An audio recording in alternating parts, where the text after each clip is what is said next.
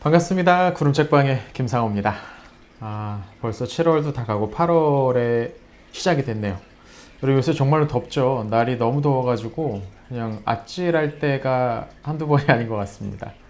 이렇게 날이 너무 더우면 체력도 떨어지고 집중력도 자연스럽게 떨어지고, 그래서 당연히 책 읽는 것도 조금 어려워지죠. 많은 분들이 책 읽는 게 그냥 머리로만 읽는 거라고 생각하시는데 사실 그렇지 않습니다. 책은 체력으로 읽는 거죠. 그래서 체력, 충분히 컨디션이 잘 받쳐줘야 책도 좀 읽을 수 있는 것 같습니다. 오늘은 제가 7월 한 달 동안 읽었던 책을 여러분에게 소개시켜드리는 그런 영상인데, 저도 보니까 지난달에는 그렇게 책을 그 전달에 비하면 많이 읽지 못했더라고요. 뭐 이럴 때도 있죠. 또 이렇게 너무 덥고 힘들고 할 때는 좀 어려운 책 말고 조금 쉽고 재밌고 한 그런 책들 보시면서 약간 그래도 계속 독서의 루틴은 유지해 가시는 것, 그런 게 한 가지 방법이 아닌가 싶습니다. 자, 그러면 바로 시작하죠.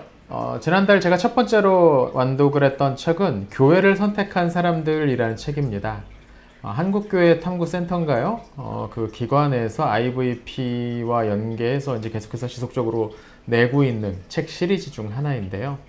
교회를 선택한 사람들, 혹시 기억하시는지 모르겠는데 제가 지난달에 읽었던 영상들, 그러니까 7월 말고 6월 달에 읽었던 책들 중에 교회를 떠나는 사람들이란 책이 있었잖아요. 이 책은 제목부터 그 반대입니다. 내용도 마찬가지죠. 이 책은 이런 상황 가운데서, 굉장히 어려운 상황 가운데서도 어떤 사람들이 교회에 다시 등록을 했는가, 그 사람들을 분석하는 이야기를 담고 있습니다. 또 어떤 분들한테 꽤 흥미로운 이야기일 것 같은데요. 최근 5년 이내에 교회에 새로 등록한 분들, 그리고 연령대별로 통계를 조사를 해 설문을 통해 통계를 만들어서 그것을 차근차근 분석하는 내용입니다.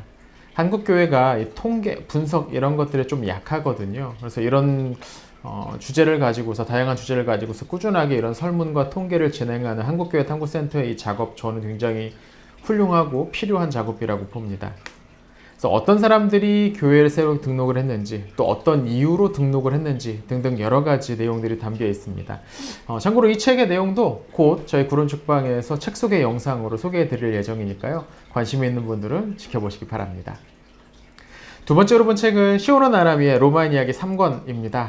역시 이것도 계속해서 저희 구름책방에서 연속적으로 로마인 이야기 읽기 컨텐츠 찍고 있죠. 이 책도 그런 일환입니다. 그래서 제3권은 포에니 전쟁 이후에 지중해를 거의 전체를 장악하게 된 로마에 생긴 문제, 그리고 그 문제를 해결하기 위해 고군분투했던 여러 사람들의 이야기를 담고 있습니다. 전쟁에 승리하고 영토가 크게 넓어지니까 무슨 문제가 생길까, 더 잘 돼야지 싶은데 사실 사람 사는 게 그렇지 않거든요. 하나를 얻으면 예상치 못했던 문제가 또 하나 일어나기 마련입니다. 그걸 해결하기 위해 나섰던 사람이 첫 번째로 그라쿠스 형제가 있고요. 또 마리우스, 술라, 폼페이우스 등의 여러 인물들이 이 시기에 등장을 합니다. 이 영상은 이미 올라와 있어요. 이 영상 즐겁게 보셨으면 이 책 한번 다시 한번 보시는 것도 좋겠고요. 혹시 또 아직 안 보셨다, 이 책 한번 읽고 싶은데 참고할 만한 영상이 있을까 싶으신 분들은 구름책방의 영상 기대하시고 찾아보시면 좋을 것 같습니다. 세 번째로 본 책은 스테파노 만쿠소가 쓴 식물, 국가를 선언하다 라는 책입니다. 요런 느낌의, 요런 내용의 책들이 자주 나오는 것 같아요. 저도 최근에 꽤 읽어본 것 같고, 나무와 관련해서 쓰기도 하고요. 이 책은 식물을 중심으로 이 세상을 이해해보자 라는 약간 시선을 바꾸는 그런 작업을 했던 책입니다. 우리는 보통 이 세상을 이해하기를 전형적으로 인간의 입장에서만 바라보잖아요. 우리가 인간이니까요. 근데 이 책은 그 이 어떤 중심을 좀 돌려보자는 기획을 갖고 있습니다. 인간보다 식물이 어떤 이 세계의 생물학적 비율이 훨씬 더 크고 넓게 퍼져 있잖아요. 그래서 그렇게 보면서 인간이 갖고 있는, 인간 사회가 갖고 있는 문제점을 한번 비판적으로, 3자의 입장에서 비판적으로 보자라는 기획인데요. 나름 의미가 있었던 것 같습니다. 다만 이제 너무 그게 이제 과하면 우리가 어떤 식물을 따라서 살아야 된다라는 당위를 거기서 끌어내기 조금 어렵잖아요. 그러니까 그렇게까지 너무 보실 필요는 없고요. 우리 인간 사회에서 문제가 되는 것들을 좀 다른 시각으로 보면 어떻게 보이는가, 뭐 이런 쪽에 초점을 맞춰서 보시면 뭐 충분히 괜찮게 읽으실 것 같습니다. 책 내용이 조금 진지해 보이는데 뭐 그렇게 어렵거나 심오하거나 그렇지는 않으니까요. 이건 조금 편하게 읽어보실 수 있을 것 같습니다. 휴가철에 한번 들고 가셔도 괜찮을 것 같고요. 다음으로 본 책은 로드니 스타크가 쓴 기독교의 발흥이라는 책입니다. 이 책은 초기 기독교 시절, 그러니까 1세기, 2세기, 3세기 경에 그 기독교가 가지고 있는 다양한 특징들을 사회학적으로 연구, 분석해 놓은 책입니다. 흥미롭죠? 그러니까 이 책의 저자는 뭐 신학 전공자가 아니고 사회학자거든요. 그러니까 사회학의 시선으로 초기 기독교를 본다, 뭐 이렇게 컨셉을 생각을 하시면 될 것 같습니다. 그래서 확실히 신학자가 쓴 그 이야기들보다 이 사회학자의 눈으로, 사회학자의 용어로 그 기독교 이야기를 하니까 다른 맛으로 느껴지곤 하더라고요. 여러 가지 내용들이 담겨 있는데 개인적으로 가장 흥미로웠던 건 초기 기독교의 급격한 수적 증가와 관련한 재미있는 추측입니다. 그러니까 우리는 흔히 뭐 기독교가 전 인구의 3%도 안 됐을 때 로마를 변화시켰다 뭐 이런 말들 하기 좋아하는데 이 저자에 따르면 아마도 콘스탄티누스가 로마에서 기독교를 공인할 때쯤에 기독교의 인구는 거의 절반에 육박하지 않았을까라고 아주 과감한 추측을 하고도 있어요. 재미있죠. 어떻게 그런 추측이 나왔는지 직접 책을 한번 읽어보시면 좋겠습니다. 자, 그 다음으로 본 책은 정치 관련 책이네요. 강준만이 쓴 정치무당 김어준이라는 책입니다. 이름에 이제 김어준이라는 유명한 인물이 들어가 있어요. 내용에서 보면 뭐 이 저자가 김어준이라는 사람을 일종의 정치무당으로, 그러니까 정치의 선동가 그런 쯤으로 이제 바라보고 있는 것 같습니다. 김어준이라는 인물에 대해서 호불호가 갈리잖아요. 어떤 분들은 굉장히 찬양하고 좋아하고 또 어떤 분들은 굉장히 경멸에 가까운 감정을 보이고 있는데 이런 일들이 왜 일어났을까? 김어준의 지난 행적들을 쭉 한번 훑어보면서 그가 가지고 있는, 특별히 정치의 영역에서 그가 보여줬던 문제점들은 무엇인지에 집중하고 있는 책입니다. 개인적으로 김어준이라는 인물에 대해서 특별한 애정을 갖고 있지도, 그렇다고 해서 뭐 특별히 뭐 혐오하거나 그러지도 않습니다. 일단 제 관심의 그 레인지에서 벗어나 있는 인물이니까요. 다만 이제 이 김어준이라는 인물이 종종 내뱉었던 어떤 음모론이나 그런 것들에 대해서는 약간 조금 의아했던 적은 있습니다. 또 한편으로는 그가 지난 정권과 관련해서 어떤 비판적인 이야기들을 냈을 때 또 일리가 있다라는 생각 정도를 하기도 했었고요.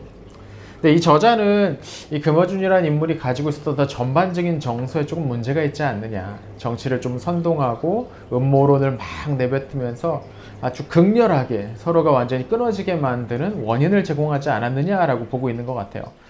김어준이라는 인물 한 명이 한국 정치를 완전히 망쳤다고 보기는 어렵지만 또 저자가 지적하는 면이 아주 없다고 할 수는 없을 것 같고요. 한번 이 김어준을 좋아하시던 또는 싫어하시던 한번 이 책을 보시면서 나름 그 생각을 좀 정리해보고 이건 맞다, 이건 틀리다 정도 한번 생각해 보시는 것도 나쁘지 않을 것 같습니다. 다음으로 본 책은 이언 아몬드가 쓴 십자가 초승달 동맹입니다. 이것도 몇 달 전에 제가 비슷한 제목의 책을 한번 소개해 드렸는데요. 지금 제목은 정말 비슷합니다. 근데 내용도 비슷하죠.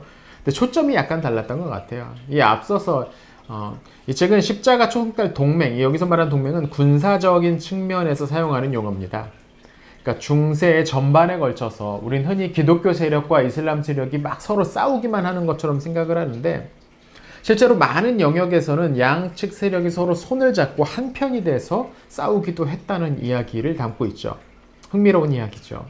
그러면서 유럽이라는 것이 기독교로 완전히 되어 있고 또 서아시아와 아프리카가 완전히 이슬람으로 되어 있어서 서로 대립하는 시기였다는 그 그림 자체가 틀렸음을 보여주려고 하는 책입니다. 흥미로웠고요. 또 나름의 통찰을 보여주기도 했던 것 같아요. 지난 7월에 마지막으로 본 책은 캐런 스왈로우 프라이어가 쓴 소설 읽는 신자에게 생기는 일입니다. 소설 읽는 신자에게 생기는 일, 이 책은 기본적으로 소설 읽기와 관련된 내용이죠. 그래서 여러 가지 소설들을 쭉 소개하고 그것에서 우리가 어떤 것들을 얻어낼 수 있는지, 어떤 생각을 할 수 있는지를 설명을 합니다. 근데 이 책에서 핵심적인 건 뭐냐면 어떤 소설을 읽을 때, 또 좋은 책들을 읽을 때 거기에서 사람들이 덕스러워질 수 있다. 그러니까 어떤 도덕적, 윤리적인 차원에서 조금 더 이전보다 나아질 수 있다라는 것을 말하고 있다는 거죠.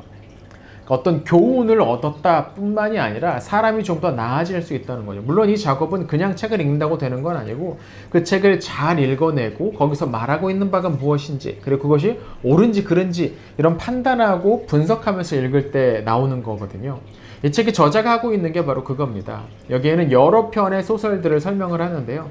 그 소설들을 읽으면서 우리가 어떤 덕을 기를 수 있는지를 설명합니다. 상당히 흥미로운 부분이에요. 근데 개인적으로 사실 이 책에서 조금 더 흥미로웠던 부분은 이 책의 초반부입니다.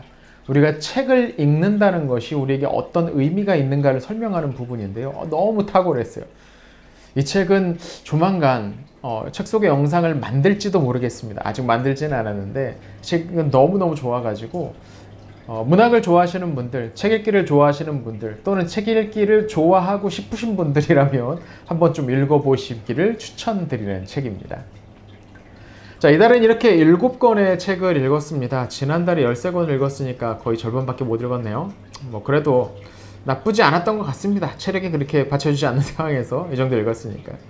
이달 읽었던 전체 7권의 책들 중에서 한 권을 추천을 하자면 역시 마지막에 읽었던 소설 읽는 신자에게 생기는 일이었던 것 같습니다.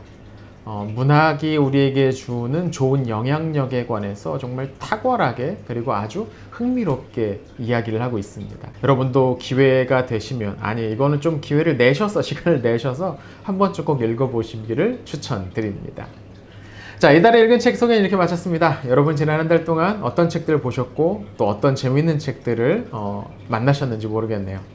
여러분이 보셨던 책들 댓글로 달아주시면 또 저도 한번 읽어보겠습니다. 또 이 책 한번 읽어주세요 라고 요청하는 댓글들 혹시 있다면 그 책도 제가 시간을 최대한 내서 한번 읽어보도록 하겠습니다. 자, 8월 한 달에도 덥겠지만 또 그 더위 잘 이겨내시면서 다스리시면서 좋은 독서 생활 하시기를 바랍니다. 그럼 오늘 영상을 여기서 마치겠습니다. 구독과 좋아요 부탁드려요.